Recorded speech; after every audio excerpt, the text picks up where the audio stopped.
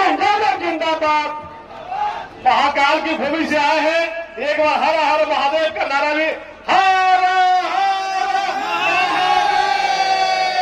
जय महाकाल, जय महाकाल। बिहार विधानसभा का चुनाव नाथनगर विधानसभा जिला भागलपुर, आज की सभा में अभी जिनने हमारे बीच विस्तार से भाषण दिया, आपके पूर्व सांसद और भाजपा के हमारे बड़े नेता, पूर्व केंद्रीय मंत्री मित्र, हमारे लंबे समय के साथी श्रीमान शहनवाज हुसैन जी, जोरदार अभिनंदन करें शहनवाज हुसैन जी का भी। और ये चुनाव की सभा में एक भोला भाला नया युवा प्रत्याशी दे रहा है, जोरदार अभिनंदन चित्रकुट यादव जी के लिए।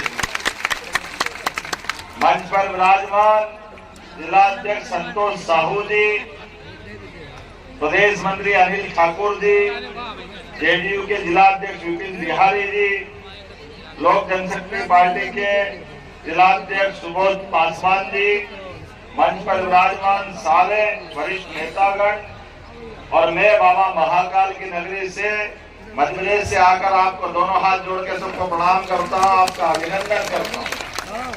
और जिस प्रकार का समय चल रहा है, बड़ा मजा भी आ रहा है, अच्छा भी लग रहा है।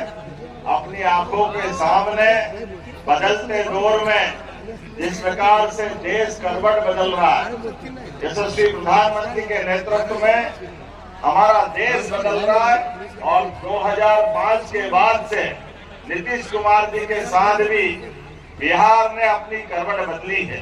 विकास के मामले में जिस प्रकार का समय चल रहा है, वास्तव में ये तो आंध्र प्रदेश का हिस्सा है, इसको कहते हैं आंध्र प्रदेश।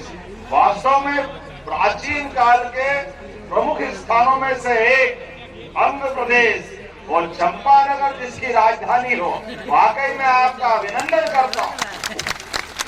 हजारों साल से जिसकी अपनी पहचान रहती आई है, माँ गंगा का आशीर्वाद जिसको मिला, मैं तो इसके लिए धन्य हूँ कि बाबा महाकाल की नगरी से आता हूँ। और बाबा महाकाल ने भी गंगा जी को सिर माथे पे बिठा करके एक अलग धारा निकालने का प्रयास किया। वाकई वो गंगा महारानी की, महाकाल महाराज की। आज का समय इस बात के लिए और आनंद देने वाला है। बदलते समय में भले ही चुनाव की बेला हो, लेकिन अपनी खुली आंखों से दिखाई दे रहा है अब अपना देश अलग धारा में जा रहा है। हमारे इस देश के अंदर गौरवशाली अतीत को लेकर के और एक एक आदमी के जिंदगी में बेहतर से बेहतर काम करने के लिए सरकार समान रूप से काम कर रही है। एक नहीं कितने प्रकार से काम कर रही है। आप बताइए, किसान सम्मान निधि कौन कौन को मिलती? हाथ खड़े करो। किसान सम्मान निधि आप बताओ, ये किसानों को पहले दे सकते थे, लेकिन कांग्रेस और उनके साथ वालों ने कभी किसानों को सम्मान निधि नहीं दी। जोरदार अभिनंदन प्रधानमंत्री नरेंद्र मोदी जी के लिए। ये पैसा नहीं है, किसानों की मेहनत के पसीने का सम्मान। ये सम्मान हमको गौरव देता है। हमारे तो अपने वंश में परमात्मा की दया से अन्याय के खिलाफ लड़ने में भगवान कृष्ण का तो पूरा जीवन गया।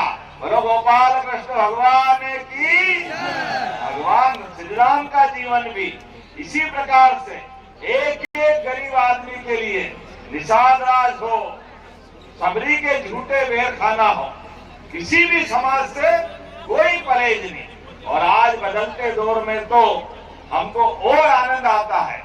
यशस्वी प्रधानमंत्री ने कई काम किए, लेकिन एक बड़ा काम किया सभी समाजों को लेकर के। शहनवाज जी यहाँ मौजूद है, हमारे बीच में भगवान राम को लेकर कितनी बार क्या क्या नहीं हुआ, दंगे, पता नहीं क्या क्या नाटक। और कांग्रेस और उनके साथ वालों ने तो सुप्रीम कोर्ट, हाई कोर्ट, भगवान कहाँ पैदा हुए, अयोध्या में हुए ही नहीं, पता नहीं क्या बात करते। वो भूल ही जाते थे कांग्रेस के लोग कि तुम अयोध्या में प्रश्न खड़ा करो, भगवान राम पे करोगे, लेकिन सीतामढ़ी ये बिहार की धरती का क्या करोगे, जहाँ माता सीता से उनका संबंध आता है। ये बिहार की धरती है, जहाँ पर आज यशस्वी प्रधानमंत्री ने अगर अयोध्या के अंदर भगवान राम का भव्य मंदिर बनाया तो बोले एक बार जय जय सिया राम। जब वहाँ पर्यटन की नगरी कितनी जबरदस्त बढ़ी है, अयोध्या आज करवट बदल रही है, पूरा देश आनंद में डूबा हुआ है। बाबा महाकाल का महालोक का आनंद उज्जैन में आया। जब से 2022 के बाद मैं वहीं से विधायक, पहले 50-60 लाख लोग आते थे, अब 7 करोड़ से ज्यादा लोग अकेले उज्जैन में दर्शन करने आते हैं। जब महाकाल का आनंद आ गया, काशी विश्वनाथ का आनंद आ गया, अयोध्या में भगवान राम के जन्म स्थान का आनंद आ गया, तो हमारी सीता माता का भी बिहार में भव्य तीर्थ बनेगा। जोरदार अभिनंदन माता सीता मैया के लिए। और जब सीता मैया को आशीर्वाद मिले, सीता मैया का आशीर्वाद सबको मिलेगा, तो कृष्ण कन्हैया ने क्या बिगाड़ा? जमुना जी का कृष्ण कन्हैया सबकी आंखों का तारा। बोलो कृष्ण कन्हैया लाल की। तो मथुरा भी मुस्कुराना चाहिए कि नहीं मुस्कुराना चाहिए? जब अयोध्या में भगवान राम मुस्कुरा रहे, बाबा महाकाल का आनंद आ रहा है, काशी विश्वनाथ का आनंद आया, तो सांस्कृतिक राष्ट्रवाद के आधार पर सभी प्रकार के धर्मों का सम्मान करते हुए धार्मिक पर्यटन भी बढ़े और जनता के जीवन में भी कल्याण हो। इसलिए एक एक प्रकार की योजना सारे क्षेत्रों में माननीय मोदी जी और नीतीश कुमार जी के नेतृत्व में गाड़ी बढ़ रही है। और यहाँ मुझे बताया गया, इस विधानसभा में नाथनगर में 1963 में चुनचुनलाल यादव जी विधायक थे कि नहीं थे? जोरदार अभिनंदन करो हमारे बीच। आज हमारा नया नौजवान फिर एक बार आगे बढ़ रहा है। और ये मिथुन भाई, हेलीकॉप्टर कमाल है, तुम्हारा चुनाव चिन्ह हेलीकॉप्टर, और मैं खुद हेलीकॉप्टर से आपके साथ विजय की कामना करने के लिए आया। ये चिराग पासवान जी, नीतीश कुमार जी, उपेंद्र कुशवाहा जी, जीतन राम मांझी जी, वास्तव में भगवान कृष्ण ने 5 पांडवों को साथ लेकर के एक धर्म मार्ग पे चलने का संकल्प करा।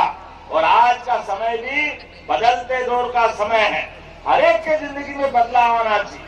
आपके इस भाई में भी, मैं मध्य प्रदेश से आता हूँ, उज्जैन से आता हूँ, जहाँ भगवान कृष्ण ने कंस को मारने के बाद सबसे पहले आप सब भी सबक लेना कि परिवार में बच्चे बड़े सब याद रखना, बच्चों को आगे बढ़ाना, खूब पढ़ाना लिखाना, उनको आगे बढ़ते हुए देखते पूरा परिवार का वंश आगे बढ़ता है। भगवान कृष्ण की ये सीख है।